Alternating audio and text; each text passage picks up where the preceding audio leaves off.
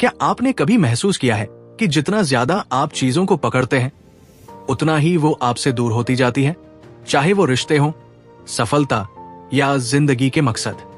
जबरदस्ती करने से कुछ नहीं मिलता, लेकिन फिर सवाल यह है कि छोड़ना कैसे सीखें।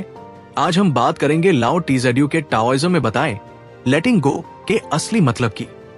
टाओइज्म कहता है जो जबरदस्ती करता है वो हार जाता है, यानी जो नदी के बहाव के खिलाफ तैरने की कोशिश करेगा वो थक जाएगा, लेकिन जो पानी के साथ बह जाएगा वो बिना मेहनत के आगे निकल जाएगा।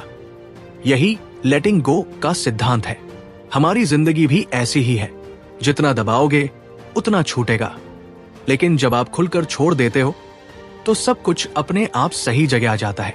लाओ टीजेड्यू इसे WWI कहते हैं, बिना कोशिश के सही एक्शन।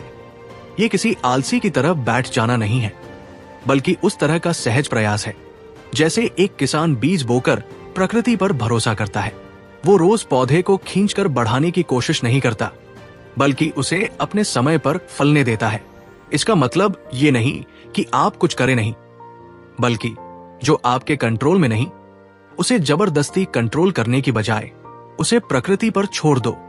ट्रस्ट द फ्लो, क्योंकि ताओ हमेशा संतुलन बनाता है। जब आप जबरदस्ती रोकने की कोशिश करते हैं तो आप प्रकृति के नियमों के खिलाफ जाते हैं, लेकिन जब आप उसके साथ चलते हैं तो आपको कोई रोक नहीं सकता। सोचो, अगर एक पत्ता नदी में बह रहा है तो वो रुकने या तैरने की कोशिश नहीं करता, वो बस है और बहता है। उसे पता है कि नदी उसे सही जगह लेकर जाएगी। यही विश्वास टाओइज्म सिखाता है। तो अगली बार जब लगे कि कुछ ज्यादा ही टेंशन हो रही है, खुद से पूछो, क्या मैं बहाव के खिलाफ जा रहा हूं? शायद छोड़ देने में ही आपकी जीत है, क्योंकि कभी कभी सबसे बड़ी ताकत समर्पण में होती है। टाओइज्म की और गहरी बातें जानने के लिए कमेंट करो।